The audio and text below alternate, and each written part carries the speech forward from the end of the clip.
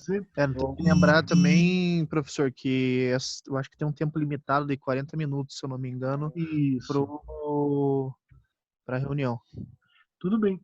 Então, pessoal, boa noite para vocês. Tudo bem com todos? Né? Certo. Boa noite. Os que estão chegando aí. Então, a gente está tendo assim, alguns contratempos por causa aí do coronavírus e eu tentei trabalhar com vocês a partir do chat lá do estúdio, né? E, assim, de antemão, essa aula de hoje, ela está lá no estúdio, né? Ou depois vocês acessem ela, seria o arquivo aula número 2, que hoje nós vamos começar a falar sobre o pensamento de Max Weber. Na verdade, a gente fez uns exercícios na semana passada, assim, que eu tentei provocar vocês a analisar a questão da ação social, né? Mas hoje dá uma retomada nisso e ver um pouco mais de calma em relação ao Max Weber, porque ele tem uma certa importância, né, para a gente entender a questão da ação social. Antes de eu passar para o próximo pensador, eu quero ver se mais hoje e a próxima aula a gente vai estar falando sobre o Max Weber. Tudo bem para vocês? Tudo ótimo. Eu lembro que a gente tinha comentado ainda em sala de aula que eu havia provocado vocês a falar sobre o capitalismo, né? Sobre a questão de as características do capitalismo, mas não é exatamente que eu estava querendo, né, exercitar o espírito capitalista em vocês, não é isso. Mas é que o Weber vai construir, né, a sua teoria sociológica do chamado tipo ideal, estudando, né, características do capitalismo europeu, com algumas questões econômicas do Oriente, da China, da Índia. Então, tentar pensar como que você constrói modelos, né, que talvez nem sejam os modelos ideais na prática, né, mas que você consiga ter um paradigma para poder entender a sociedade, né? Você cria um modelo ideal, chamado tipo ideal, inclusive tem um arquivo lá no estúdio que eu disponibilizei sobre o tipo ideal, depois com o tempo vocês dão uma lida, né? Mas é para vocês entenderem assim qual a importância do Weber para a sociologia, né? Então a gente falou, ainda em sala de aula, a gente viu que as principais obras dele é a Ética Protestante, né, que ele tenta fazer uma análise de como foi aquela ruptura da ética protestante na época da Idade Média, e justamente esse pensamento nascido com Martinho Lutero, depois João Calvino, ajudou as bases do capitalismo moderno, né? E o seu livro Economia e Sociedade, que inclusive um fragmento, né, que eu coloquei para vocês darem uma lida já nos trabalhos da semana passada, ele está lá no estúdio, né? Eu vi um pessoal falando, uma leitura meio difícil, meio complicada, mas aquele pedacinho que está lá é dessa segunda obra dele, uma das mais famosas, né? Mas vejam só, o Max Weber ele tenta entender, ao contrário do Durkheim, quais são as interações verdadeiramente significativas na sociedade, né? Então ele tenta entender que o indivíduo ele vive numa teia. O Durkheim falava sobre divisão social do trabalho, né? Sobre cada pessoa ter o seu papel e a sua importância dentro da sociedade, né? O Weber ele vai descrever, ele vai aprofundar um pouco mais isso e vai tentar Senhor, evoluir. a sua conexão caiu Aí nas duas últimas frases. O senhor pode repetir, por gentileza?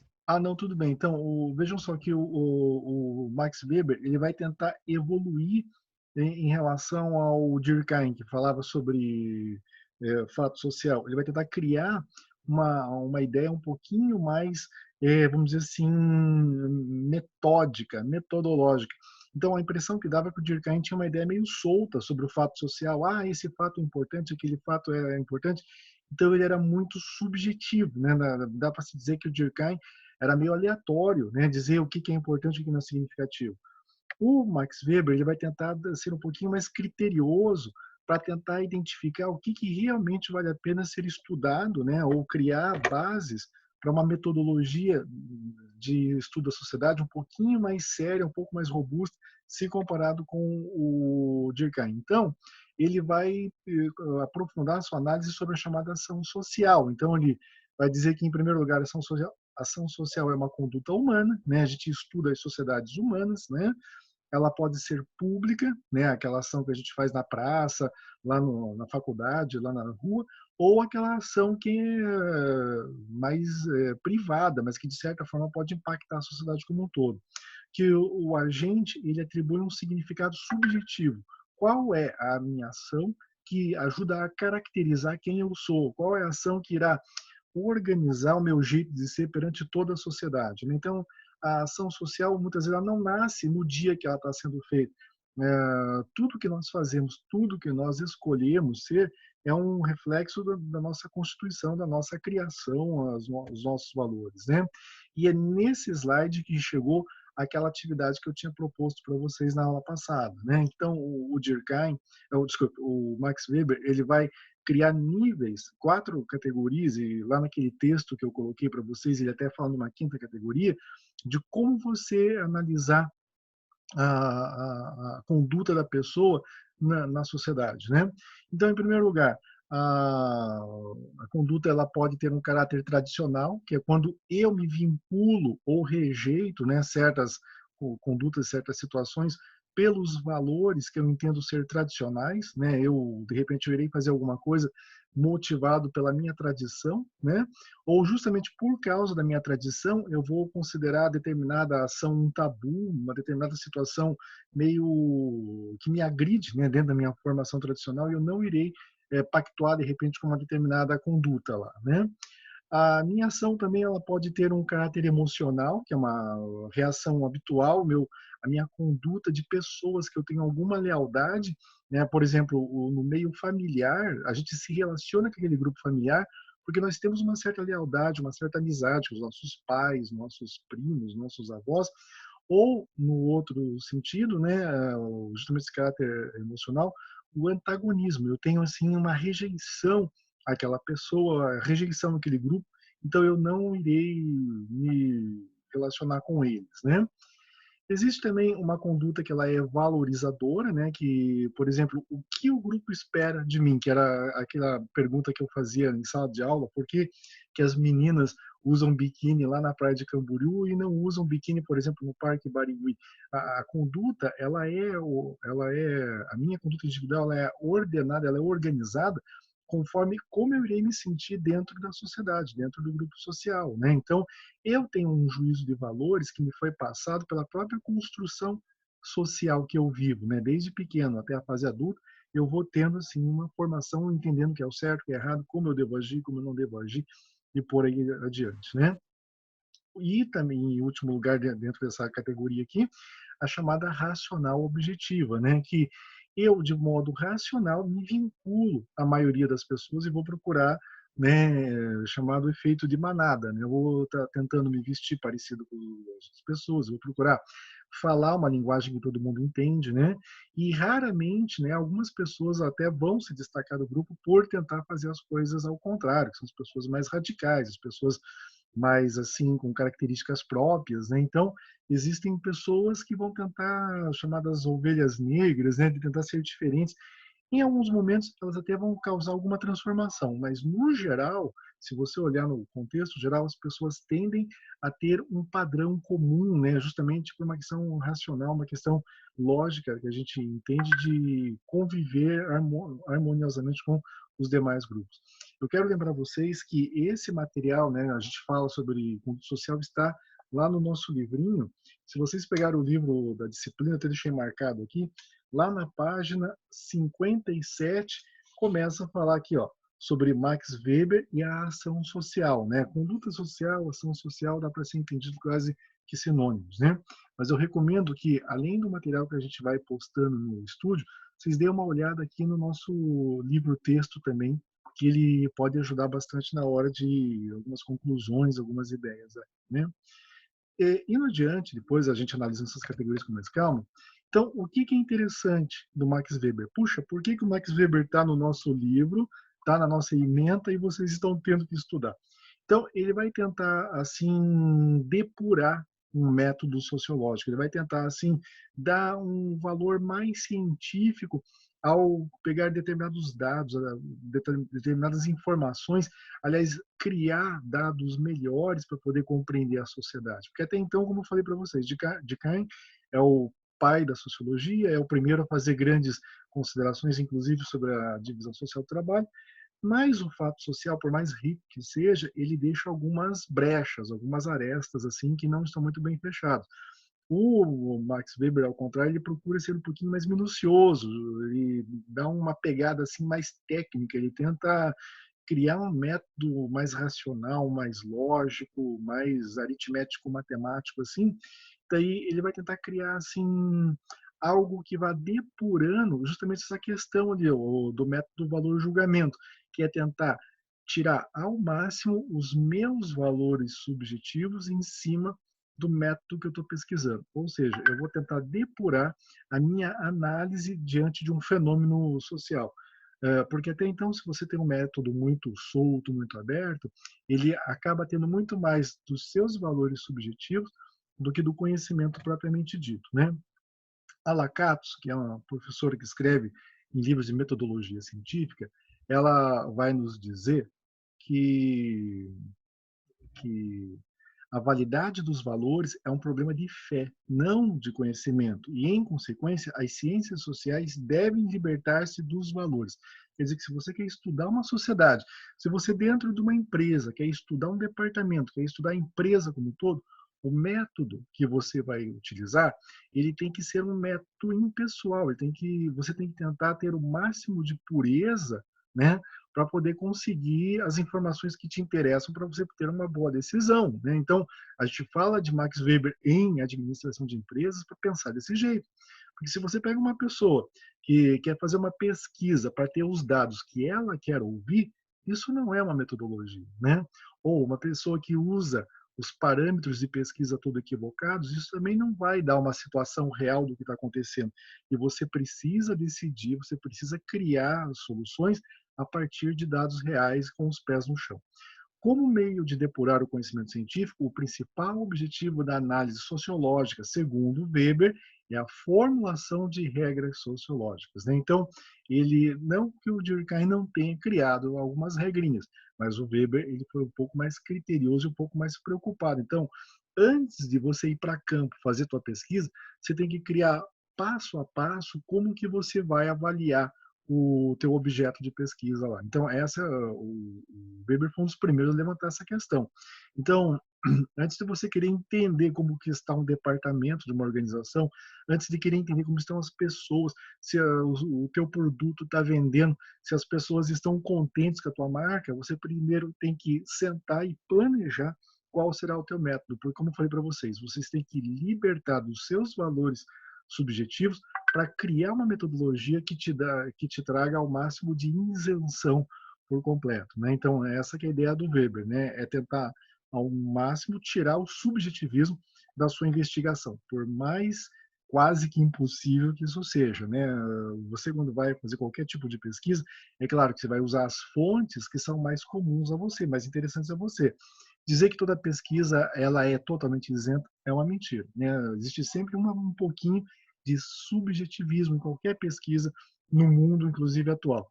Mas um pesquisador sério ele vai tentar reduzir ao máximo esses problemas aí. O Weber ele vai tentar criar uma régua de medição para as coisas, né, para os fenômenos, a partir de uma ideia do chamado tipo ideal, né? A minha ideia é introduzir hoje, falar sobre o tipo ideal e depois continuar sobre ele na próxima aula, porque existe uma relação disso com a própria ideia da ação social, né? Então, de repente, eu até retome lá no comecinho da próxima aula sobre isso aqui, mas já vamos ter uma discussão, uma conversa, e daí, no próximo vídeo que a gente for falar, eu quero orientar qual será a nossa atividade de hoje, tudo bem? Então, vejam só, o tipo ideal é como se fosse uma régua, né? Como se fosse uma medida. É eu criar uma metodologia capaz de quantificar para ter uma noção da própria realidade, se as coisas estão bem, se as coisas estão mal. E eu coloquei como tipo ideal justamente aquela figurinha da era da Revolução Industrial, porque só de olhar aquela figura dá para se dizer que não sei se é bem um tipo ideal onde qualquer um de nós gostaríamos de morar, né?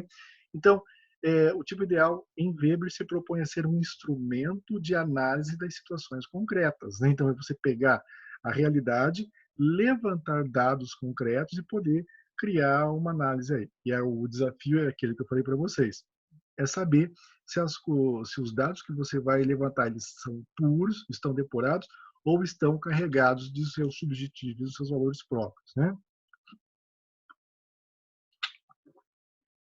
Nesse processo, a Professor, gente vai... antes do professor continuar, Oi? uma pergunta. Antes do professor continuar, Certo. o pessoal no nosso grupo da sala aqui tá perguntando se tem alguma senha na sala do Zoom aqui, porque eles não estão conseguindo entrar e tá pedindo uma senha. É que para mim não apareceu nada, né, sobre senha, né? Então eu acredito que seja no deles mesmo. Pode ser, o Tá, meio que não apareceu a senha, né? beleza então. Obrigado. Então, assim, eu vejo aqui que nós já temos com 21 participantes, né? E assim, o tipo ideal, ele vai ter, então, essa questão de conceitos precisos, né? E claramente e previamente definidos. É importante que eu falei, a tua metodologia de análise, a tua forma de investigar o caso concreto tem que ser previamente estruturado para poder intervir, né? Então, o método tipológico, qual que é o critério dele? É você fazer comparação de fenômenos sociais complexos, né? Quando eu falei sobre o capitalismo, o Max Weber ele usou, né, justamente comparando como que era a economia capitalista na França, na Itália, nos Estados Unidos, e pegou de repente a China, né, que estava do outro lado do mundo, para fazer uma comparação. Então, o que acontece? Ele usa, né, essas comparações para poder criar, como eu falei, uma régua de medida para poder chegar a um tipo, né? Então, você cria um tipo ou modelo ideal para poder conseguir fazer uma intervenção lá, né? Então, vejam que a partir dessas comparações, dessas determinações, você consegue ter um modelo de análise próprio para o fenômeno. Quer dizer que você vai encontrar uma forma de estudar o fenômeno a partir dessa análise, né? Então, por exemplo, quando eu comecei lá a nossa atividade, quais os elementos que caracterizam o capitalismo, né? Se você olhar só pela visão de um brasileiro, você vai ter uma ideia de que o capitalismo é X, Y e Z, né? Meios de produção, dinheiro, liberdade econômica, tarará, tarará. Então, mas você precisa, para criar o teu método com mais rigor, tentar entender como que, de repente, um japonês olha para o capitalismo, como que um russo olha para o capitalismo. Então, você vai criando essas comparações, você consegue criar um método, né, alguma coisa assim que possa entender o capitalismo como um fenômeno social global. Na época do Max Weber foi o que ele tentou fazer. Agora, imagine se ele vivesse hoje com a tecnologia de comunicação que nós temos. Ele teria criado, né, o livro Economia e Sociedade dele seria uma obra em 4 volumes, seria imenso, né? Mesmo assim, ele conseguiu fazer muito e contribuir. Quais são as características do tipo ideal? E eu coloquei justamente essa figura do Zé Bonitinho para vocês verem qual seria o modelo ideal do fenômeno, né? Ele, para começo de conversa, não existe na realidade. Você cria um fenômeno, você desenha um fenômeno, mas ele não é para existir na realidade, ele é apenas um modelo. Ele serve de modelo de experimentação para você comparar aos casos concretos.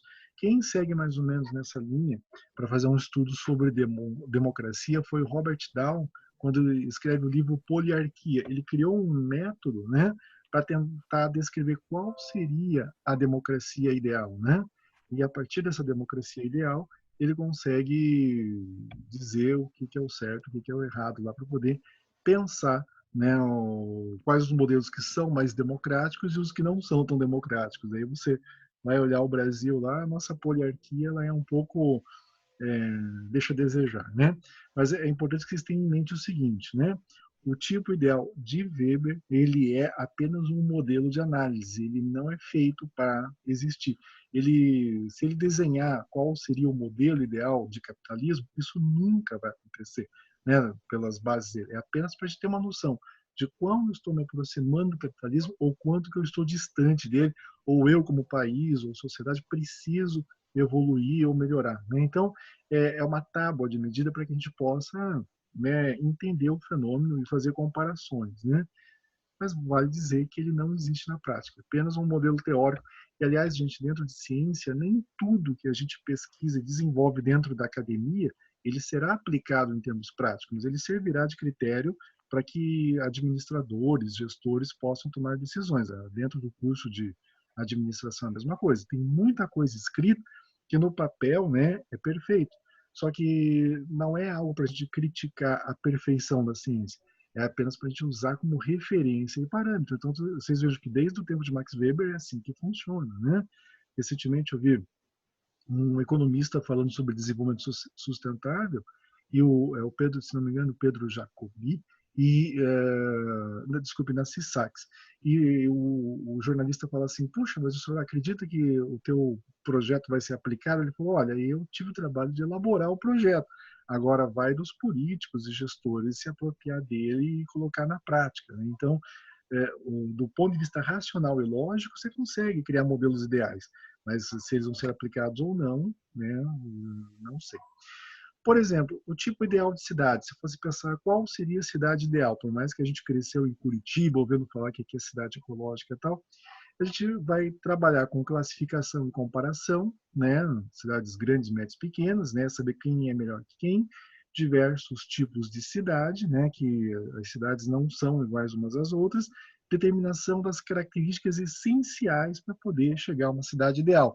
A cidade tem saneamento, a cidade tem mobilidade urbana, a cidade ela tem uma qualidade de vida, enfim. Então, vocês vejam que o tipo ideal ele é a partir de algumas comparações que vão surgindo, né? Então, é isso que eu digo para vocês. A gente cria um modelo de comparação para poder chegar a esse tipo ideal. O exemplo que eu estou citando é um tipo ideal de cidade, mas esse tipo ideal pode ser de empresa, pode ser de país, pode ser de uma empresa específica da área de gastronomia, de uma indústria. Então, assim, você usará esse método conforme o interesse de quem está pesquisando. Vale lembrar para vocês que esse modelo ele já é antigo, né? Então hoje em dia modernamente, né, isso aí se desdobrou, evoluiu, já estamos em outro naipe já de análise, né? Mas nós não podemos esquecer desse passado como ele foi originalmente concebido e pensado, certo, gente? Então, existe também os objetos de estudo ou os não tipos, aqueles que não são exatamente que entram no tipo ideal. Por exemplo, de cidade, existem outros tipos de povoamento que não são cidades, né? Vilas, né? Tribos, né? Agrupamentos. O próprio capitalismo, existem outros tipos de estrutura econômica que ficam fora da análise, né? Organização burocrática, existem, por exemplo, as organizações não burocráticas, as vidas em comunidade, tudo mais. O fato é que o tipo ideal você limita conforme teu objeto, seja o capitalismo, seja um país ideal, seja uma cidade ideal, mas tem que considerar que existem outros elementos que às vezes não entram nesse tipo, mas não significa que eles não existam e não mereçam estudo. O que eu quero dizer para vocês é que a gente irá estudar aquilo conforme a nossa referência, o nosso objeto, então o nosso escopo de análise, né? Isso pode ser pensado, essa lógica pode ser pensada nas empresas, né? Quando você vai estudar um determinado departamento, não significa que os outros não existam. Se você vai pesquisar uma linha específica de produção, não significa que as outras não existam. Se você vai pensar lá na produção, você não pode esquecer que a logística trabalha em paralelo, né? Então, entender essa linha de raciocínio é você tentar pensar de modo complexo e diversificado. É claro que você pode pesquisar por partes e depois juntar tudo, mas considerar que por mais depurado que seja a tua metodologia, o teu objeto de pesquisa, ele não abraça 100% todo o conhecimento. Sempre alguma coisa acaba escapando à análise, né? Então, mas o Weber já considerava isso, né? Como eu falei para vocês, ao contrário do Durkheim, ele procurou considerar as potencialidades e as fragilidades do seu método, né? Mas se concentrando principalmente nos pontos positivos, né? Então, a realidade concreta, ela pode ser estudada sobre um método pré-elaborado, né? Possibilidade de estabelecer relações causais entre seus elementos. Se eu souber exatamente o que eu quero coletar, o que eu quero identificar, eu vou conseguir intervir na realidade, vou conseguir criar uma resposta às perguntas que eu levanto. A grande questão é, por que eu faço uma pesquisa? Por que eu quero investigar a sociedade ou um fenômeno das pessoas? Uma finalidade sempre tem, alguma razão sempre existe. Nem que seja para descobrir se um produto está vendendo bem, nem para saber se um determinado departamento da minha empresa está funcionando. O fato é que eu preciso ter, como falei anteriormente, né, os critérios de investigação pré-determinados e organizados para poder fazer essa investigação aí, né? Senão, é claro, a gente vai ter métodos que não vão atender os seus objetivos finais. Então, um exemplo disso que a gente pode falar é a obra Ética Protestante e o Espírito do Capitalismo. Foi uma das obras mais importantes dele, né? E bem impactante, bem crítica, né? Que ele tentou mostrar como que, de repente, a questão da religiosidade, né, impactou na questão do comportamento das pessoas, de um modo geral, e isso conseguiu construir toda uma prática econômica da Idade Moderna para chegar até na época contemporânea. Há uma ruptura entre valores, inclusive religiosos, da Idade Média para a Idade Moderna, que favoreceu o surgimento do capitalismo. É uma obra um tanto quanto polêmica, muito rica, mas também ela é reconhecida e respeitada no meio acadêmico. Então, se uma hora o pessoal tiver um tempo, assim, fica aqui a dica, né, de dar uma lida nessa obra do Max Weber. Ela é um pouquinho polêmica, né, mas como a forma de escrita dela é muito metódica, organizada, muito bem escrita, então é uma referência muito boa para depurar o nosso conhecimento. Até aqui tudo bem, pessoal? Tudo bem. Vocês estão ouvindo, estão vendo bem? Perfeitamente. Tudo certo. Oi. Alguma intervenção? Não. Lembrando que se cair, a gente vai entrar para um outro link lá. Nós vamos ter uma manobra ninja, né? E já entramos para outro link, né? Tem uma pequena limitação de tempo, mas isso a gente não vai se deixar bater por causa disso, né? Bom, e ele fala assim, a questão de espírito, né? O que é o espírito? Existe um espírito do capitalismo, existe um espírito nas empresas, existe um espírito na economia e tudo mais, né? Então, veja que as pessoas, elas se relacionam uma com as outras, é como se tivesse uma cola, um negócio que junta as pessoas, né? Como se tivesse uma energia comum entre as pessoas, e o Weber fala da questão do espírito do capitalismo, né? Então, vejam só, um sistema do comportamento humano, né, e os seres humanos, até que prova o contrário, tem algumas questões que são bem previsíveis, né, alguns padrões aí, e você, então, na busca de tentar entender esse espírito do capitalismo, o Weber começa, né, estudando sociedades capitalistas ocidentais próximas dele, a Alemanha, como eu falei, a Itália e tudo mais, e faz algumas comparações com países um tanto quanto exóticos do padrão que ele estava acostumado, que é a China e a Índia, né? São países grandes, populosos, significativos. E qual que é a conclusão do Weber? Assim, para resumir, o resumo da ópera, né? Que o capitalismo ele é o resultado, né, de fatores econômicos, né, de uma economia de troca, moeda, fluxo, né, de produtos, de bens, de pessoas, aquela coisa toda, mais fatores subjetivos. Ou seja, as pessoas precisam aceitar viver num ambiente capitalista como a gente entende ele. As pessoas precisam aceitar e ter um certo prazer, uma certa comodidade de estar nesse regime. Então, para ele, o capitalismo não é apenas fatores econômicos, ele também tem uma carga muito forte, tem uma questão muito forte de fatores subjetivos. Daí que vai entrar naquelas questões da ação social, e uma das atividades que eu vou propor para vocês é essa questão da aceitação. Como que eu posso aceitar ou me omitir diante de situações que estão acontecendo ao meu redor, né? Então, a ação social lá tanto é objetiva, eu saio de casa para comprar de modo capitalista, quanto eu fico na minha casa e fico neutro, de repente eu rejeito o sistema e não quero viver nele, vou viver numa tribo no meio da floresta lá e não depender de bem de consumo nenhum. Então, tanto a ação quanto a ação pública, quanto a minha não ação no plano privado, o Weber vai tentar entender esse universo da ação social, né?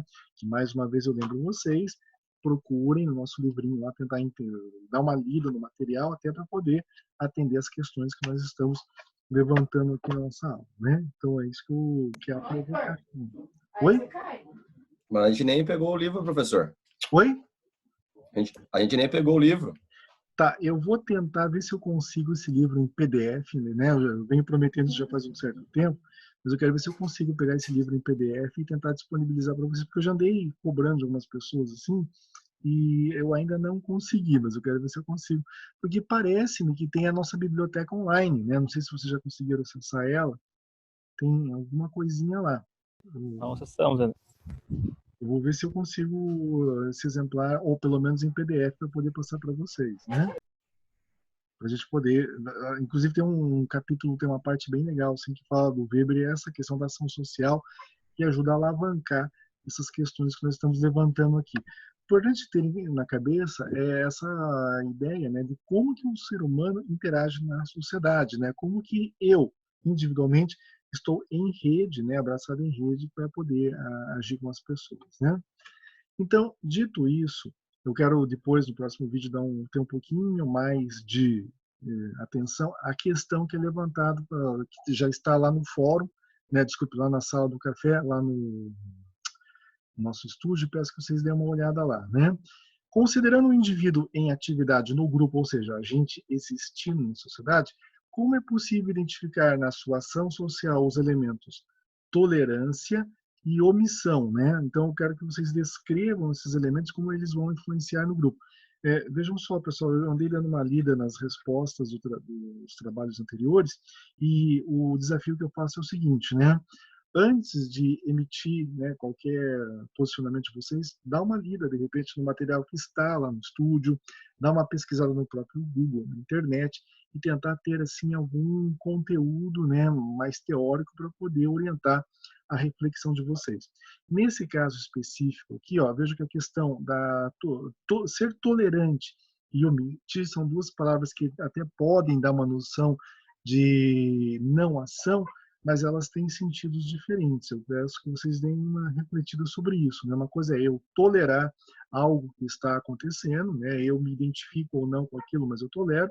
E a omissão, ela é num sentido mais de rejeição total. Eu vou me omitir mesmo, eu não vou aderir àquele grupo, eu vou ficar na minha, né?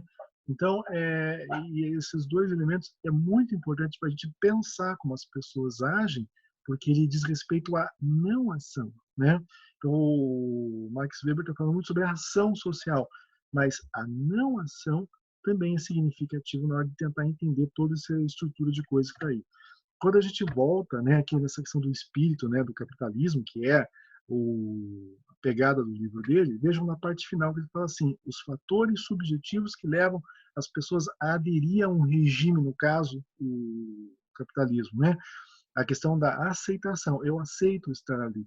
O que leva uma pessoa a estar trabalhando em determinada empresa? Ele aceita estar ali. O que leva uma pessoa a se sujeitar às mudanças da cultura organizacional? A questão da aceitação, né? A questão da adaptação. Aquilo que chamamos de adaptação, muitas vezes, vai cair nessa questão de tolerância, né? Não exatamente omissão, né? E já a omissão, não. Você finge que se adaptou, mas às vezes quando precisa de você, você não está cumprindo o seu papel social ali, né? Pegando um gancho de a nossa divisão social do trabalho, até que ponto nós estamos efetivamente dentro do sistema ou estamos fora dele, né? Então, a ideia dessa questão número 1 é a gente discutir, né, esses elementos para a gente pensar aí, né? E é isso. Basicamente, a gente tem aqui condições de desenvolver um debate, né? E existem algumas questões para serem levantadas? Professor, eu acredito que conforme nós vamos indo respondendo essa questão, acabe levantando algumas dúvidas. Uhum. Vocês querem tentar entrar